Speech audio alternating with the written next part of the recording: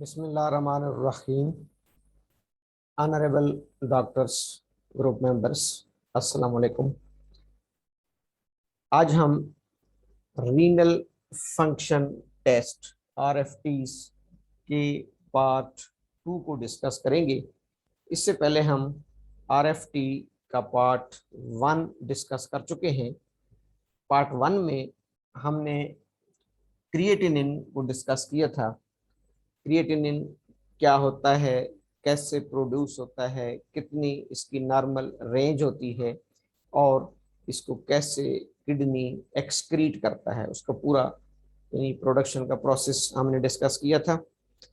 आरएफटीज में मोस्टली ये 3 parameters study किए जाते हैं, जिनमें क्रिएटिनिन, यूरिया और बन एब्रीवेशन है ब्लड यूरिया नाइट्रोजन।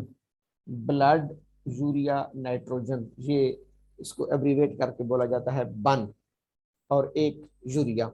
यूरिया बजाते खुद एक वेस्ट प्रोडक्ट है। Urea is principal nitrogenous product. Urea is a principal nitrogenous product of protein metabolism, which is released by the breakdown of amino acids in the liver.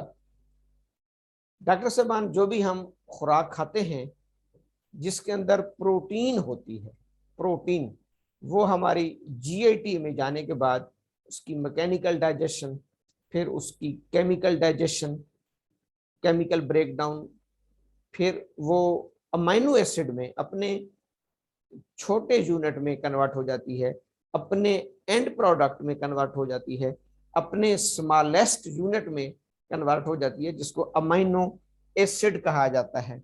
Amino acid, ये amino acids GIT में इब्जॉर्ब होते हैं, इब्जॉर्प्शन के process से गुजरते हैं और इब्जॉर्प्शन के प्रोसेस के बाद ये लिवर में पहुंच जाते हैं। पोर्टल वेन के जरिए हमारी जो प्रोटीन्स, न्यूट्रिएंट्स हैं, अमाइनो एसिड्स, ये लिवर में ट्रांसपोर्ट हो जाते हैं। लिवर के जो बेसिक फंक्शनल यूनिट हैं, हेपेटोसाइट्स, लिवर के सेल्स हेपेटोसाइट्स, वो हेपेटोसाइट्स इन अमाइनो एसिड्स को मुख्तलिफ केमिकल प्रोसेस से गुजारते हैं, इनका मुख्तलिफ मेटाबॉलिज्म करते हैं, इनसे और बहुत ज़्यादा कीमती चीज़ें बनाते हैं और उसके साथ साथ इसकी ब्रेकडाउन में वेस्ट प्रोडक्ट पैदा होता है, एक टॉक्सिक प्रोडक्ट पैदा होती है जिसको अमोनिया कहा जाता है। Ammonia, ammonia nitrogenous waste product है ये भी, अमोनिया। लेकिन अमोनिया इज हाईली टॉक्सिक। अब यहाँ पर इस हाईली टॉक्सिक प्रोडक्ट को लेस टॉक्सिक प्रोडक्ट में लिवर कन्वर्ट करता है, जिसका नाम है यूरिया, UREA, यूरिया। प्रोटीन हमने इनटेक की, जीआईटी में जाने के बाद उसकी डाइजेशन हुई, उसकी मैकेनिकल ब्रेकडाउन हुई, उसकी केमिकल ब्रेकडाउन हुई, वो अपने एंड प्रोडक्ट को पहुंचा जिसको अमाइनो एसिड कहा जाता है। वो ट्रांसपोर्ट हुए पोर्टल वेन के जरिए लिवर में, लिवर ने उसके ऊपर मेटाबॉलिक प्रोसेस किया और उसके नतीजे में एक वेस्ट प्रोडक्ट पैदा हुई, एक हाईली टॉक्सिक प्रोडक्ट पैदा हुई जिसको अमोनिया कहा जाता है। फिर उस अमोनिया को लेस टॉक्सिक प्रोडक्ट में कन्वर्ट करता है लिवर, जिसको कहा जाता है यूरिया। यूरिया ये भी, ये यूरिया, बन, अमोनिया, ये तमाम नाइट्रोजनस वेस्ट प्रोडक्ट है। यूरिया का formula carbon double bond oxygen, इसको कार्बोक्सिल ग्रुप कहते हैं, कार्बन ऑक्सीजन और 2 मॉलिक्यूल्स NH2 अमोनिया के अटैच होते हैं।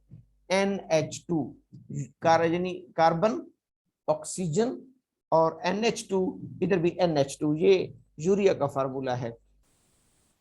जैसे हमने बताया कि क्रिएटिनिन एक टॉक्सिक और एक वेस्ट प्रोडक्ट है, इसी तरह यूरिया भी एक टॉक्सिक और वेस्ट प्रोडक्ट है। लिवर इस यूरिया को क्रिएट करने के बाद, सिंथेसिस करने के बाद, जब ये एज ए बाई प्रोडक्ट बन जाता है लिवर के अंदर एज ए वेस्ट प्रोडक्ट, पिछले लेक्चर में मैंने शुगर केन गन्ने की मिसाल दी थी कि जैसे गन्ने का जूस बनाने वाला उसमें से कीमती चीज जूस बना लेता है और गन्ने के छिलकों को फेंक देता है। बिल्कुल हमारी बॉडी में भी ऐसा ही हो रहा होता है कि एक चीज में से कीमती चीज निकाल ली जाती है, बाकी जो उसका फोक कह लें, उसका बाय प्रोडक्ट कह लें, उसका वेस्ट प्रोडक्ट कह लें, उसको फेंक दिया जाता है।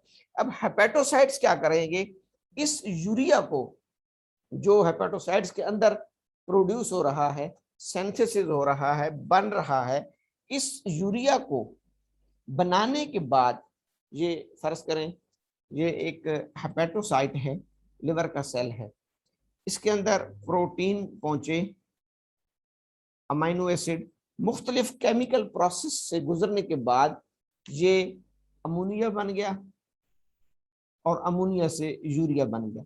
अब इस यूरिया को जरूरी है कि सेल से बाहर निकाला जाए, सेल से एक्सक्रीट किया जाए। पहले तो सेल से इसकी एक्सक्रीशन होती है, जैसे आप अपने घर का जो होता है आपका कचरा, वो आप अपने करीबी डस्टबिन में बाहर गली में फेंकते हैं, फिर गली से म्यूनसिपल कमेटी या सीडीए का ट्रक वहां से उसको ले जाता है।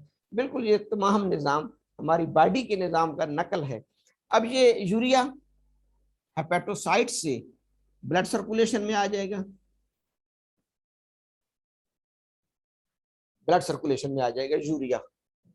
हेपेटोसाइट्स में ये कैसे बना, एज ए बाई प्रोडक्ट। मैं फिर इसको दोहरा दूं, यूरिया हम डायरेक्ट इनटेक नहीं करते क्योंकि ये तो टॉक्सिक चीज है, इससे खाद बनती है ना, फर्टिलाइजर्स कंपनीज बनाती हैं यूरिया फर्टिलाइजर्स, तो ये एक टॉक्सिक कंपाउंड है। हम डाइट लेते हैं, प्रोटीन कंटेनिंग डाइट, वो डाइट मुख्तलिफ केमिकल प्रोसेस से हमारी बॉडी में से गुजरती है और गुजरने के बाद उसका जो बाई प्रोडक्ट है, उसका जो वेस्ट प्रोडक्ट है, दैट इज कॉल्ड यूरिया। सबसे पहली बात डॉक्टर साहब, यूरिया हमारी बॉडी में आया कैसे?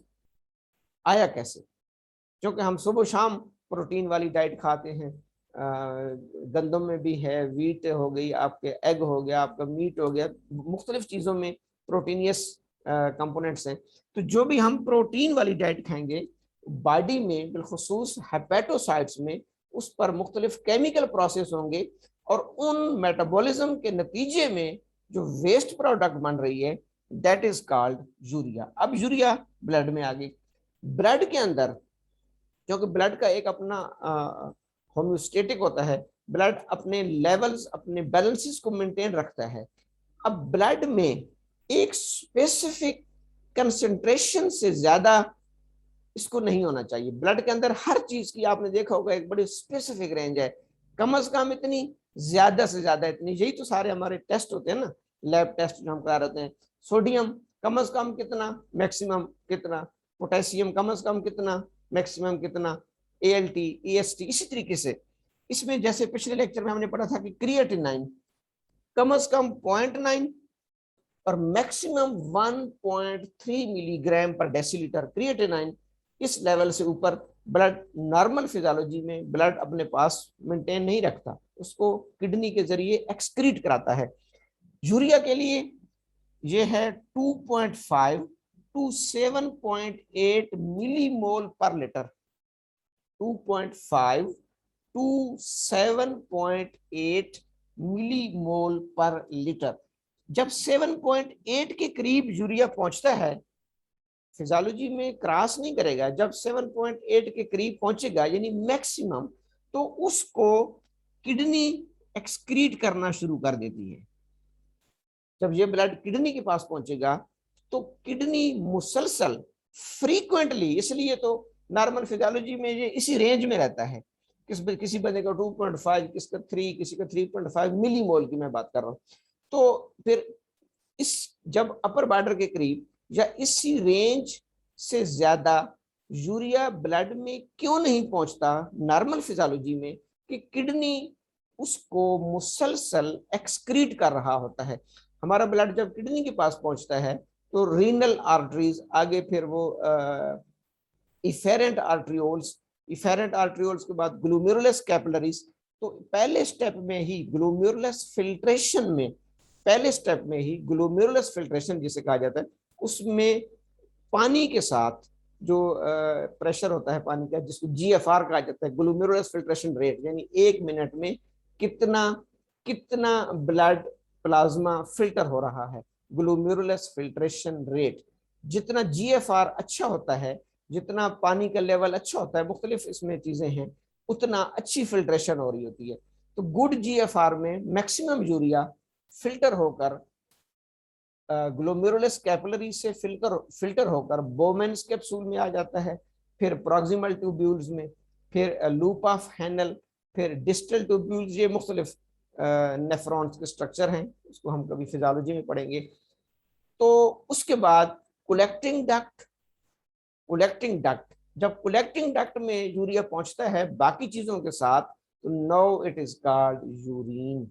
अब ये क्या कहलाएगा, क्योंकि कलेक्टिंग डक्ट में आ गया है, वहां से पेल्विस में आएगा, गुर्दे के पेल्विस से यूरिटर में, यूरिटर से ब्लैडर में, ब्लैडर से बॉडी इन्वायरमेंट से एक्सक्रीट कर जाएगा, और उसको हम सैंपल में लेकर लैब में लेके जाते हैं और लैब वाला उसकी टेस्टिंग करेगा। ये पूरा एक प्रोसेस है। हमने खाई प्रोटीन, जब हमने यूरिन पास किया और वो यूरिन लैब वाले के पास पहुंचा, तो यूरिन में क्या था, यूरिया, यूरिया।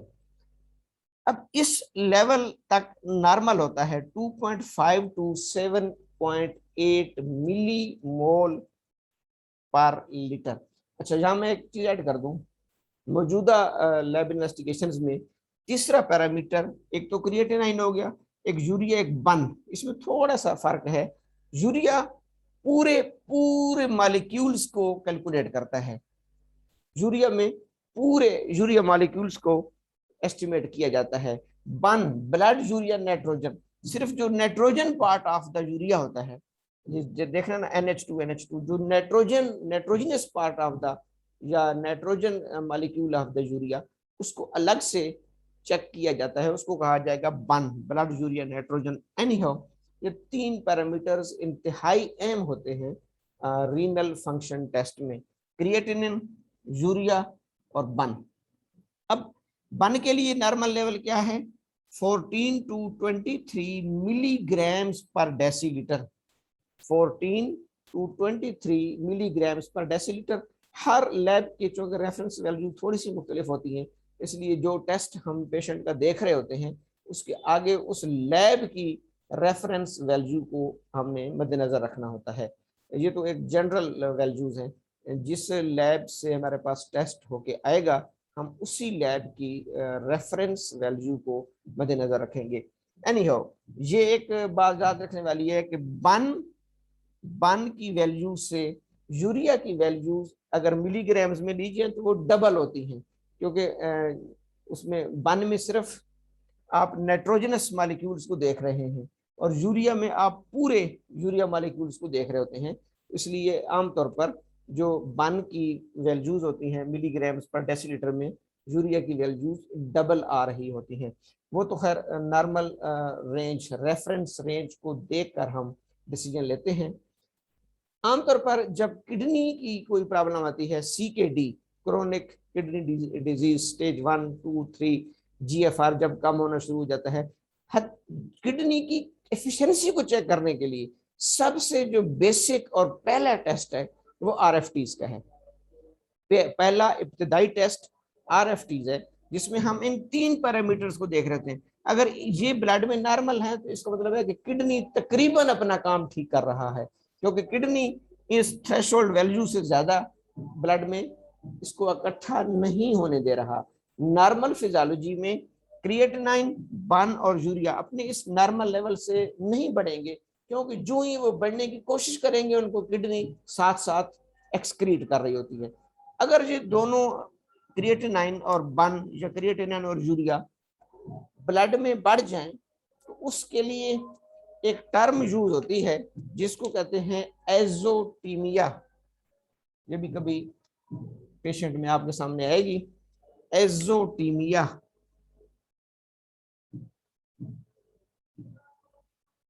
एजोटीमिया, ये एजोट कहते हैं नाइट्रोजन कंटेनिंग कंपाउंड्स, एजोट, एजोट। तो ये क्रिएटिनाइन बन के लिए यूज होती है कि अगर ब्लड में increased concentration of creatinine and urea in the blood is called azotaemia. Azotaemia हमारी रेपरेटरी में, सिंथेसिस रेपरेटरी में, मर्फीज में एजोटीमिया के नाम से भी लिखी होती है रेमेडीज, एल सीरम वगैरह। Azotaemia, increased concentration of urea and creatinine in the blood. जितना क्रिएटिनाइन यूरिया लेवल ब्लड में इंक्रीज करता जाता है उतना वो रिफ्लेक्ट कर रहा होता है कि किडनी फेलियर में जा रही है, किडनी डैमेज है, किडनी प्रॉब्लम में जा रही है, क्योंकि ब्लड में इसका लेवल बढ़ना ये रिफ्लेक्ट कर रहा होता है कि किडनी प्रॉपर फिल्ट्रेशन नहीं कर रहा। इसलिए इस टेस्ट को भी कहा जाता है रीनल फंक्शन टेस्ट, RFT। अच्छा, ये तो था कि बढ़ जाना। हाँ, ये जो यूरिया या बन है ये हमारी बॉडी में 10% स्वेटिंग के जरिए एक्सक्रीट कर रहा होता है, यानी हमारे पसीने के जरिए 10% स्वेटिंग के जरिए, और 90% हमारे किडनी के थ्रू एक्सक्रीट कर रहा होता है। 10% स्वेटिंग के जरिए और 90% हमारी यूरिन के जरिए एक्सक्रीट करता है। अच्छा, दूसरी सूरत हाल ये भी हो सकती है, एक तो ये है कि ये बढ़ जाता है, अक्सर तो खैर हम इसको बढ़ने में देखते हैं क्योंकि हम किडनी में चेक कर रहे होते हैं। कभी कभार कुछ पेशेंट्स में ऐसा भी आ जाता है कि वो नॉर्मल लिमिट से कम हो जाते हैं, ये चीजें, यूरिया नॉर्मल लिमिट से कम हो जाता है। तो आमतौर पर प्रेगनेंसी में, प्रेग्नेंट खातून में, प्रेगनेंसी में लो प्रोटीन डाइट, जिस बंदे को प्रोटीन की डाइट कम मिल रही है, low protein diet, pregnancy, over hydration, उसकी बॉडी के अंदर पानी का ज्यादा, जो ब्लड के अंदर पानी की कंसंट्रेशन बढ़ गई, जैसे कोई IV इन्फ्यूजन दिए गए हैं, ड्रिपें लगाई गई हैं, या पानी वो ज्यादा पी रहा है, ओवर हाइड्रेशन में जाएगा तो भी यूरिया का लेवल कम हो जाएगा। क्रोनिक लिवर डिजीज, CLD, अगर क्रोनिक लिवर डिजीज का पेशेंट है, जहर है, क्योंकि ये सारा प्रोसेस अभी मैंने लिखा था कि हेपेटोसाइट्स में हो रहा है, लिवर में हो रहा है, तो लिवर क्रोनिक डिजीज में यूरिया की प्रोडक्शन कम कर देता है। और एक इनहेरिटेड काज होता है, जेनेटिक काज, जिसमें यूरिया साइकिल डिस्टर्ब हो जाता है। यूरिया साइकिल, ये जो मैंने यहाँ पर बताया तो मुख्तसर है, एक्चुअली प्रोटीन से यूरिया का बनना और फिर दोबारा उसमें से वो चीजों का जो है ना अमीनो एसिड में तब्दील हो जाना, ये पूरा एक साइकिल है जिसको यूरिया साइकिल कहा जाता है। यूरिया साइकिल जो लिवर के अंदर हो रहा होता है। तो ये इसकी मुख्तसर एक्सप्लेनेशन है। अब हमें 3 पैरामीटर्स का पता चल गया कि RFTs में हम क्रिएटिनिन को चेक करेंगे, यूरिया को चेक करेंगे, बन ब्लड यूरिया नाइट्रोजन को चेक करेंगे। इसमें मैंने कोशिश ये की है कि as a doctor, as a physician, हमें ये पता हो कि ये बॉडी में प्रोड्यूस कैसे होते हैं, कहाँ से आते हैं, तब तो हम मरीज में जज कर सकेंगे ना इसकी कमी बेशी को। कैसे प्रोड्यूस हुए, फिर ब्लड में आए, फिर ब्लड से कैसे किडनी में पहुंचे, फिर किडनी ने इनको फिल्टर किया, और ब्लड में इनका कितना लेवल मेंटेन रहता है। Thank you, वस्सलाम।